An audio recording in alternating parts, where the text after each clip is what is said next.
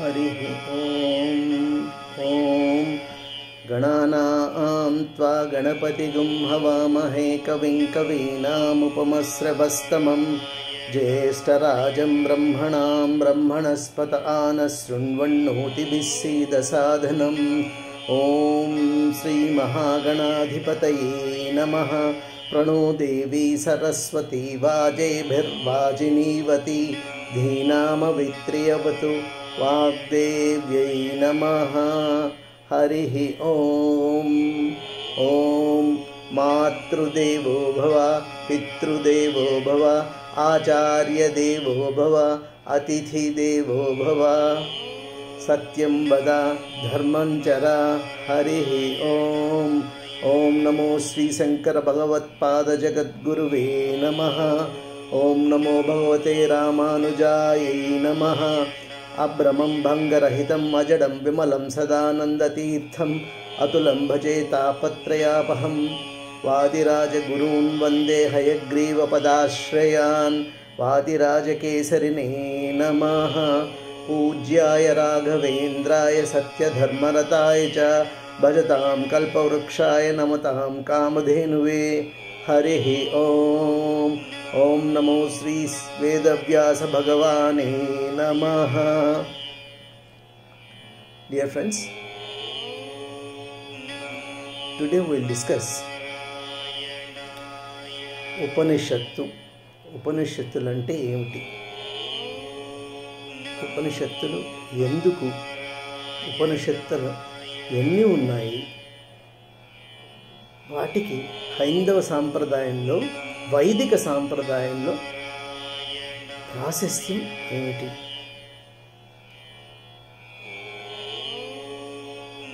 ఉపనిషత్తు అంటే జన్మరాహిత్యాన్ని లేదా మోక్షప్రాప్తి కలిగించే మంత్రవాక్య సముదాయము అని అర్థం. ఇంకొక అర్థము ఆత్మజ్ఞానము అని ఒక అర్థం. తర్వాత ఇంకొక అర్థం ఏమిటంటే ఆత్మజ్ఞానాన్ని ఉపదేశించే గురువుకు సమీపముగా ఉండి గురు బోధనను అర్థం చేసుకొని తరించేటటువంటి విధానము అని కూడా అర్థం. అందుకే Bhagavad Gita is also considered as an Upanishad. Upanishad status ఇవ్వబడింది భగవద్గీతలో కృష్ణ పరమాత్ముడు చెప్తాడు, నాకు హత్తుకుపోయిన పద్యాలలో కొన్ని శ్లోకాలలో ఇది కూడా ఒకటి. గురు శిష్య సంబంధాన్ని అండ్ ఏ విధంగా గురువు శిష్యుడు ఉండాలి అనే దాని గురించి, జ్ఞానబోధ గురించి తెలియచేసే శ్లోకం.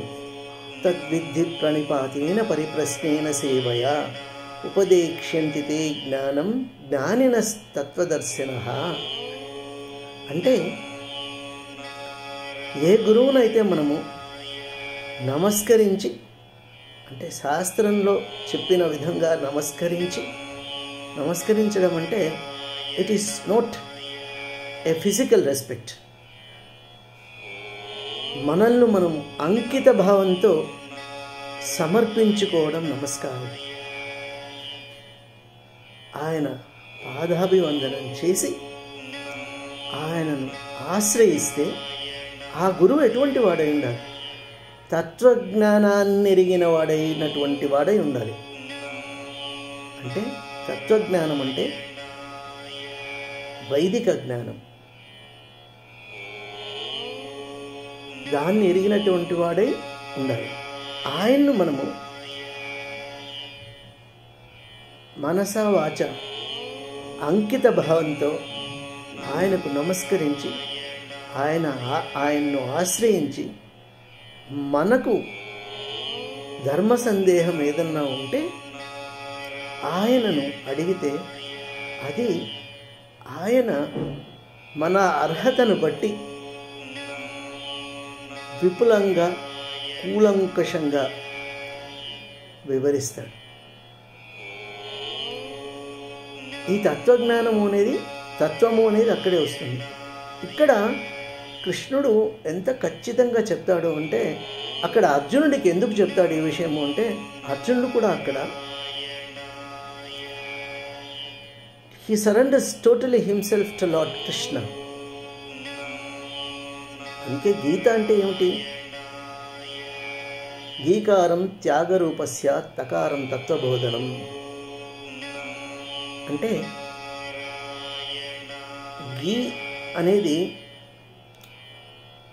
తన అహంకారాన్ని ఆయన వదిలిపెట్టేసేసి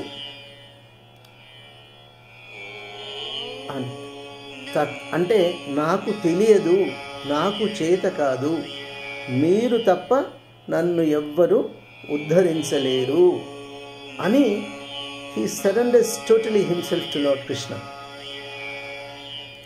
అప్పుడు ఆయన ఆత్మతత్వాన్ని బోధించి కర్తవ్యోన్ముఖుడైనటువంటి అర్జునుణ్ణి కార్యోన్ముఖుడిని గావించి ఆయన ద్వారా ఆయన్ను యుద్ధం చేసే కురుక్షేత్ర యుద్ధం జరిగే యుద్ధంలో భాగం చేసి ధర్మ సంస్థాపన ఆయన ద్వారా కృష్ణ పరమాత్మ ద్వారా చేస్తారు. ఓకే, ఇట్స్ మనం will discuss it when we discuss it over Bhagavad Gita. ఇక్కడ ఆ ఉపనిషత్ అంటే అటువంటి గురువు దగ్గర కూర్చొని సమీపంలో ఆయన్ను ఆశ్రయించి ఆయన దగ్గర ఆత్మజ్ఞానాన్ని పొందే విధానము అని కూడా ఉపనిషత్తుకు అర్థం వస్తుంది. ఇంకొక అర్థం ఏమొస్తుందంటే, ఉపనిషత్తు అంటే రహస్యము అని కూడా ఒక అర్థం. ఈ రహస్యం ఏమిటి అంటే ఆత్మజ్ఞానం. ఈ ఆత్మజ్ఞానం ఎటువంటిది అంటే, జ్ఞానం అంటేనే తైత్తిరీయ ఉపనిషత్తు చెప్తుంది, సత్యం జ్ఞానం అనంతం బ్రహ్మ అనేది. అంటే తెలుసుకోవడానికి వీలు కానటువంటి అనంతమైనది జ్ఞానము అని చెప్తుంది. సో ఆ రహస్యం ఏమంటే, first of all who are why, who am I అంటే, సో ఆత్మజ్ఞానము దాన్ని అని ఎందుకంటామంటే, పరమాత్ముడు పరబ్రహ్మ ఆత్మరూపంలో ప్రతి మనిషిలోనూ ఉన్నాడు. ఇది కూడా కృష్ణలో వారు చెప్తారు, సర్వభూతస్థమాత్మానం సర్వభూతాని చాత్మని ఈక్షతే యోగయుక్తానాం సర్వత్ర సమదర్శన అంటారు. అంటే ఎవరైతే ప్రతి ప్రాణిలోనూ తనలో ప్రతి ప్రాణిని ఆత్మస్వరూపంగా చూడగలుగుతాడు, అటువంటి వాడు ద్రష్ట అని కృష్ణ భగవానుడు చెప్తాడు. సో నన్ను గురించి నేను తత్వం. So there are only two things here. తత్ ఆ సద్విషయము, ఆ పరబ్రహ్మ, ఆత్మస్వరూపమైనటువంటి పరబ్రహ్మ, పరమాత్ముడును ఆత్మకు పరమమైనటువంటి వాడు పరమాత్మ. సో పరమాత్మ సృష్టికర్త ఆయనే ఆత్మరూపంలో మనలో ఉన్నాడు. సో మనల్ని గురించి మనం తెలుసుకుంటే పరమాత్మ స్వరూపం అవగతమవుతుంది. సో ఆత్మజ్ఞానాన్ని గురించి తెలుసుకోవడమే ఉపనిషత్తు యొక్క పర్పస్, లక్ష్యం. సో ఆత్మజ్ఞానాన్ని తెలియజేసేది ఉపనిషత్తు. ఆత్మజ్ఞానం అనేది అత్యంత నిగూఢమైనది. ఎందుకంటే ఎప్పుడైతే ఆత్మ మనిషిని ఉపాధిగా చేసుకొని మనిషి రూపంలో ఉంటుందో, అప్పుడు ఈ మనిషికి నామము గుణము అన్నీ సంక్రమిస్తాయి. ఎందుకంటే జన్మ తీసుకున్న తర్వాత మనిషికి నామము వంశము ఇవన్నీ లభిస్తాయి. So he always feels that he is that person. నేను, నా పేరు, నా వంశము, నా తండ్రి గారు, మా తాతగారు, నా వంశము. So we always feel that we are different from that పరమాత్మ. వీ నెవర్ రియలైజ్ ఆ పరమాత్మ స్వరూపమే మనము అని రియలైజ్ చేయలేం. అది అవిద్య. ఎందుకంటే నేను, నాది అనే అహంకారం మూలాన మనము ఆ డిఫరెన్స్, ఆ అవిద్య ఎప్పుడైతే తొలగిపోతుందో, ఈ మోహము, మమకారము, బంధము ఎప్పుడు తొలగిపోతాయో అప్పుడు నేనే పరమాత్మని అని తెలుసుకుంటాను. సో దాన్ని విద్య అంటారు. శంకర భగవత్పాదుల అద్వైత సిద్ధాంతం ఇదే. ఎందుకంటే శంకర భగవత్పాదుల లెక్కలో he never differentiate between ఆత్మ అండ్ పరమాత్మ. Both are one and the same. రెండు ఒకటే. ఆయన లెక్కలో రెండు ఒకటే.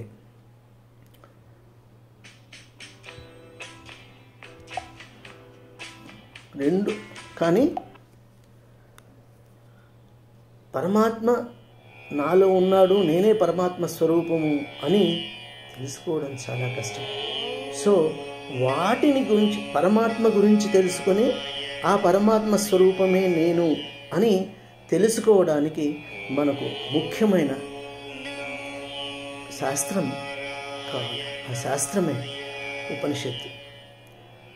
అందుకే శంకర భగవత్పాదులు తన అద్వైత సిద్ధాంత మత ప్రచారానికి, మతం కాదు అద్వైత ప్రచారానికి, అద్వైత సిద్ధాంత ప్రచారానికి దశోపనిషత్తులను ఎంచుకున్నారు. ప్రస్థానత్రయాన్ని ఆయన ప్రామాణికంగా తీసుకుంటారు. ప్రస్థానత్రయం అంటే బ్రహ్మసూత్రాలు, భగవద్గీత అండ్ ఉపనిషత్తులు. వీటిలో కూడా ఆయన ఉపనిషత్తుల మీదనే ఎక్కువగా ఆధారపడతారు. Now coming to our subject. ఉపనిషత్తు. ఎన్ని ఉపనిషత్తులు ఉన్నాయి? 4 వేదాలకు సంబంధించి 1180 ఉపనిషత్తులు ఉన్నాయని, వాటిలో మనకిప్పుడు లభ్యమయ్యేవి 180 నుంచి 200 దాకా ఉన్నాయని విజ్ఞులు, తత్వవేత్తలు చేత చెప్పబడింది. వీటిలో 108 ఉపనిషత్తులను ముఖ్యంగా పరిగణిస్తారు. అతి ప్రాశస్త్యమైనవిగా పరిగణిస్తారు. ఈ ఉపనిషత్తులను 6 రకాలుగా విభజించినారు. అవి ఏవి అంటే వైష్ణవోపనిషత్తులు, శైవోపనిషత్తులు, శాక్తేయోపనిషత్తులు, సన్యాసోపనిషత్తులు, దశోపనిషత్తులు, అన్ని ఉపనిషత్తులు. ఈ 108 ఉపనిషత్తులలోనూ దశోపనిషత్తులను మాత్రమే పరిగణనలోకి తీసుకున్నారు శంకర భగవత్పాదుల వారు. ఎందుకు 108 ముఖ్యమైనవే? 108 పరబ్రహ్మను గురించి తెలిపేవే. ఎందుకు ఈ దశోపనిషత్తులను అతి ముఖ్యమైన సాధనంగా పరిగణించినారు? అద్వైత సిద్ధాంతం ప్రతిపాదించిన తర్వాత, అద్వైత సిద్ధాంత ప్రతిపాదన కోసం వీటిని ముఖ్యంగా ఎందుకు పరిగణించినారు అంటే, ఈ దశోపనిషత్తులలో ముఖ్యమైనది బ్రహ్మ జిజ్ఞాస. అంటే ఆత్మజ్ఞానానికి సంబంధించిన విషయాలన్నీ ఈ దశోపనిషత్తులలో ఉన్నాయి. The main gist of considering the gist of these దశోపనిషత్స్ ఈస్ బ్రహ్మ జిజ్ఞాస. జిజ్ఞాస మీన్స్ తెలుసుకునే ప్రయత్నం చేయడం, ఆ కాంక్ష కలిగి, బ్రహ్మ గురించి తెలుసుకునే కాంక్ష కలిగి ఉండడం. సో పరబ్రహ్మను గురించి ఉనికిని గురించి తెలియజేసేవి. తర్వాత ఆత్మకు పరమాత్మకు గల సంబంధాన్ని తెలియచేసేవి ఈ దశోపనిషత్తు. ఇవి ఏవి అంటే ఈశావాస్య, కేన, కట, ముండక, మాండూక్య, తిత్తిరి, ఐతిరీయ, ప్రశ్న, ఛాందోగ్యం చ బృహదారణ్యకం తథా అని చెప్పబడింది. అంటే వీటన్నింటినీ దశోపనిషత్తులో ఉంటాయి. ఈ దశోపనిషత్తుల్లో కూడా బ్రహ్మ జిజ్ఞాస, బ్రహ్మ గురించి మ్యాక్సిమం చర్చ జరుగుతుంది. తర్వాత ఈ ఉపనిషత్తులన్నీ గురు శిష్య సంవాదం రూపంలోనే ఉన్నాయి. అంటే ఒక శిష్యుడు గురువును ఆశ్రయించి బ్రహ్మ గురించి తెలుసుకునే ప్రయత్నం చేయడం, తద్వారా ఆ గురువు బ్రహ్మజ్ఞానాన్ని శిష్యునికి ఉపదేశించడం. ముఖ్యంగా the main content of all this Upanishads is only Brahma jijnasa. అందుకే శంకర భగవత్పాదుల వారు ఈ దశోపనిషత్తులను ముఖ్యంగా పరిగణించినట్టు అనుకోవచ్చు. అండ్ అఫ్కోర్స్ ఆయన శ్వేతాశ్వతరోపనిషత్తు కూడా పరిగణనలోకి తీసుకున్నారు.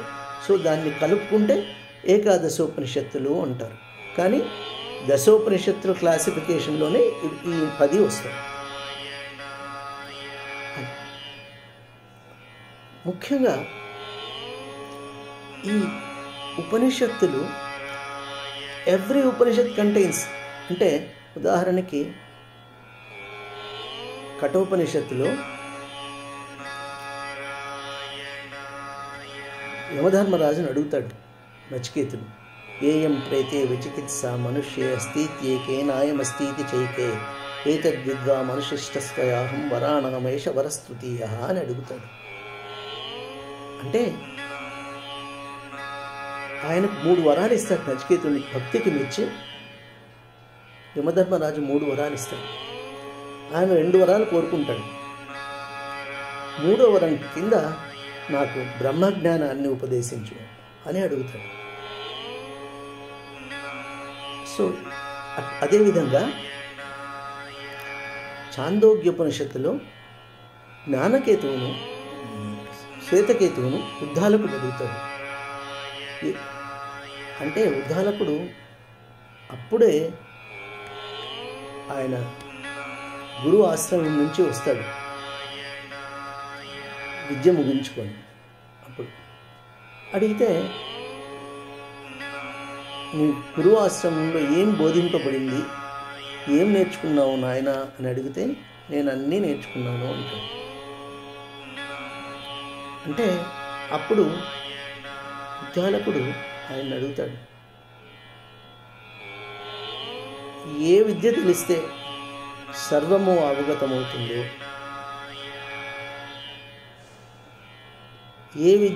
ఏది చూస్తే సర్వము చూసినట్టు ఉంటుందో, ఏది వింటే సర్వము విన్నట్టు ఉంటుందో అటువంటి విద్య నీకు ఉపదేశించబడిందా అని అడుగుతాడు. ఉద్దాలకుడు వెంటనే నాకు తెలియదు, అటువంటిది ఏమీ అడుగు. వెంటనే చెప్తాడు, నాకు అటువంటి విద్య నేర్పబడలేదు. అప్పుడు అది బ్రహ్మజ్ఞానమే. ఆ బ్రహ్మజ్ఞానాన్ని ఉద్దాలకుడు శ్వేతకేతువుకు ఉపదేశిస్తాడు. ముండకోపనిషత్తులో కూడా ఇదే జరుగుతుంది.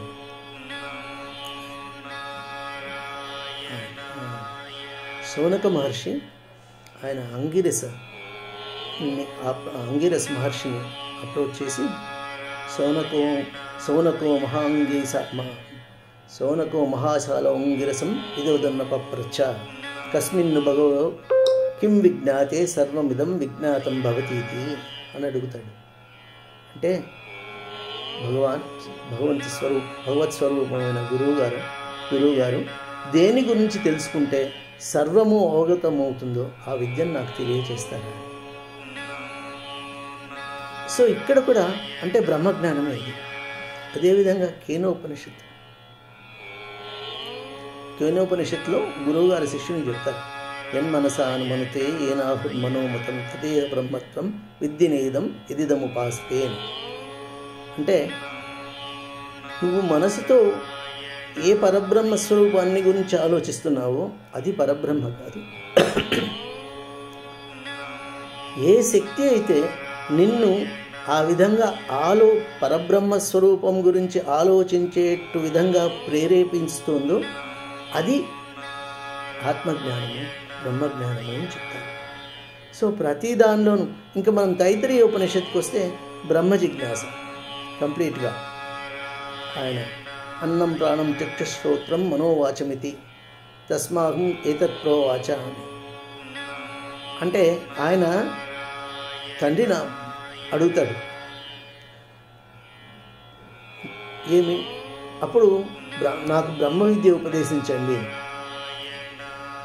అప్పుడు వరుణుడు ఆయనకి ఏం చెప్తాడు అంటే అన్నం ప్రాణం చక్షుశ్రోత్రం ఇవి మాత్రమే చెప్తాడు, చెప్పి వదిలేస్తాడు. తర్వాత చెప్పమంటే తపసా బ్రహ్మ విజిజ్ఞాసస్వ అని చెప్తాడు. యతో వా ఇమాని భూతాని జాయంతే ఏన జాతాని జీవంతి యత్రయంచ అభిసంవిశంతి తపసా బ్రహ్మ విజిజ్ఞాసస్వ అని చెప్తాడు తండ్రి వరుణుడు ఆయనకి. ఏమి అంటే ఈ ప్రాణులన్నీ ఎక్కడి నుంచి వస్తున్నాయో తిరిగి ఎక్కడికి చేరుకుంటున్నాయో దాని గురించి తెలుసుకొని ఆయన, అది ఒకరు చెప్తే వచ్చేది కాదు, అది అనుభవపూర్వకంగా తెలుసుకోవాల్సిందే. దానికి ముఖ్యమైన సాధనాన్ని నేను నీకు ఇచ్చినాను, వాటిని గురించి నువ్వు తపస్సు చేసి తెలుసుకోనాయన అని చెప్తాడు. సో ఈ విధంగా ప్రతి దానిలోనూ ప్రతి విషయం, ప్రతి ప్రశ్నోపనిషత్తు నిండా ప్రశ్నలే. భగవంతుడు కాలస్వరూపునిగా అంటే వివిధ రూపాలు, ఏ రూపాల్లో ఉంటాడు భగవంతుని. సో శిష్యులంతా చేరి ఆయన దగ్గర వాళ్ళ బ్రహ్మ గురించి, బ్రహ్మస్వరూపాన్ని గురించి తెలుసుకుంటారు. ప్రశ్నలు అడిగితే ఆ ప్రశ్నలకు సమాధానం చెప్తారు గురువు గారు. సో ఈ దశోపనిషత్తులకు ఎందుకు ఇంత ప్రాశస్త్యం ఉంది అంటే ఈ దశోపనిషత్తులలోనూ ఒక్క బ్రహ్మ జిజ్ఞాస మాత్రమే ఉంది. బృహదారణ్యకంలో కూడా వస్తుంది. మైత్రేయి నాకు ఆత్మజ్ఞానం కావాలా అని ఆయన అడిగితే, యాజ్ఞవల్కుడిని అడిగితే యాజ్ఞవల్కుడు ఒకటే చెప్తాడు, ఆత్మావా అరే ద్రష్ట శ్రోతవ్యో మంతవ్యో నిదిత్యాసితవ్యో మైత్రేయి ఆత్మావా అరే దర్శనైన శ్రవణ మత్య విజ్ఞానే దిగం సర్వం విదితం. అంటే సో ఒకరు చెప్తే వచ్చేది కాదు, అది అనుభవపూర్వకంగానే తెలుసుకోవాలి. బట్ దానికి సాధనము గురువు. ఒక ద్రష్టను ఆశ్రయించి, ఆ ద్రష్ట ఎవరు అంటే ఆత్మజ్ఞానాన్ని ఎరిగినటువంటి వాడు, ఆయన్ను ఆశ్రయించి ఆయన్ను చెప్పింది విన్నది మననం చేసుకున్న దాన్ని ధ్యానం ద్వారా, ఆత్మావలోకనం ద్వారా మాత్రమే మనకు ఆత్మవిద్య లభిస్తుంది అని చెప్తారు. తర్వాత ఒక్కసారి ఆత్మవిద్య లభించిన తర్వాత ఇంకా ఏ అవసరము ఉండదు మనకు. బ్రహ్మ విదాప్నోతి పరం అంటుంది. అంటే ఎవరైతే బ్రహ్మను గురించి తెలుసుకుంటారో వాళ్ళు బ్రహ్మమే అయిపోతారు అని అర్థం. ఇది తైత్తరీయ ఉపనిషత్తులో ఉంటుంది. అండ్ ఇవన్నీ ఒక ఎత్తు అయితే వీటిలో మాండూక్యోపనిషత్తు, ఈశావాస్యోపనిషత్తు ఇంకొక ఎత్తు. ఈశావాస్యోపనిషత్తు స్ట్రైట్ అవే మార్గాన్ని తెలియజేస్తుంది, బ్రహ్మజ్ఞానాన్ని పొందే మార్గాన్ని తెలియజేస్తుంది. And it says human life is a balance between the spiritual and materialistic world. ఈ రెండిటి సమన్వయాన్ని గురించి కూడా ఈశావాస్యోపనిషత్తు తెలియజేస్తుంది. మాండూక్యోపనిషత్తు ఇట్ డీల్స్ ఎక్స్క్లూసివ్లీ విత్ అక్షర పరబ్రహ్మ.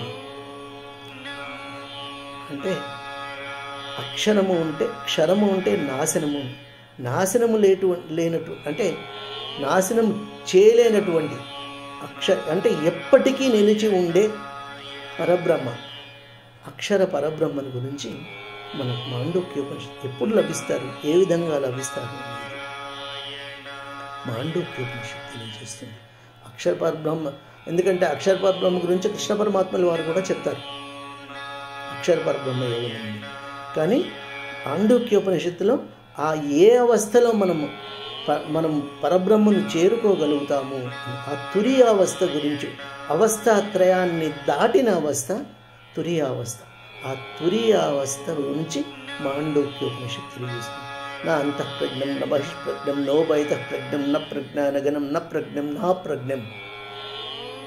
అంటే అటువంటి స్టేజ్లో మాత్రం అదృష్టం అగ్రాహ్యం అవ్యవహారం అలక్ష్యం అచింత్యం అవ్యపదేశం ఏకాత్మ ప్రత్యయసారం ప్రపంచోపశమం శాంతం శివం అద్వైతం మన్యం అని చెప్తుంది. అంటే ఆ స్టేజ్ ఎటువంటిది అని చెప్తుంది అనమాట. అంటే 4 స్టేజ్లుగా చెప్పబడ్డాయి శంకర భగవత్పాదుల వివరణ దీని గురించి. అండ్ ఈశావాస్యోపనిషత్తు, కేనోపనిషత్తు,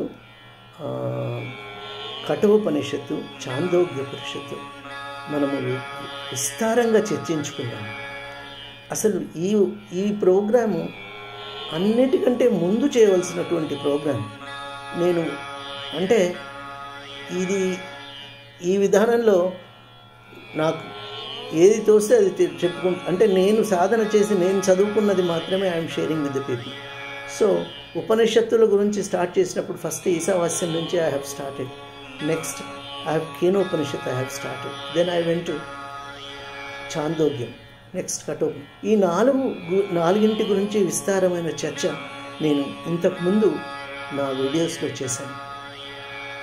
సో ఈ బ్రహ్మ జిజ్ఞాస అంటే తత్వము, తత్వం. ఆ తత్వం అంటే అది ఏది? పరం. త్వం అంటే నువ్వు. సో నాకు ఆ పరమాత్మకు ఆత్మకు మధ్య రిలేషన్షిప్ తెలియజేసేవే ఈ ఉపనిషత్తు. వాటిల్లో ముఖ్యంగా తత్వమసి is one among the great sentences. And Shankara భగవత్పాదులు ఎంత గొప్పవారంటే జ్ఞానం, సత్యం జ్ఞానం అనంతం బ్రహ్మ అని తెలుసుకున్నాం అంతకుముందు. సో శంకర భగవత్పాదులు జ్ఞానాన్ని అవపోసం పట్టినటువంటి వాళ్ళు. జ్ఞాన సముపార్జన చాలా కష్టమైనది. అందులో వేద విజ్ఞానం చాలా కష్టతరమైనది, క్లిష్టతరమైనది.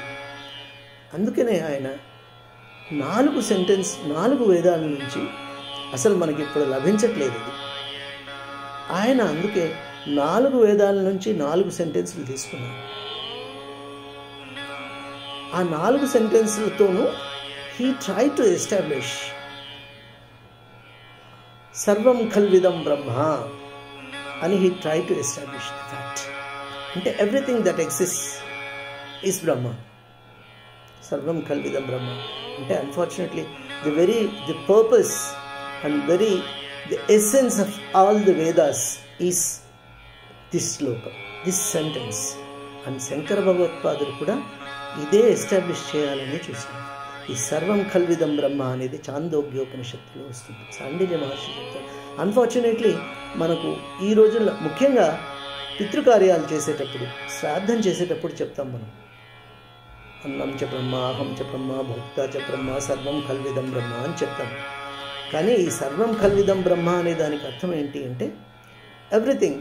అది యాక్చువల్గా that is the very purpose of learning of all this వేదాధ్యయనం.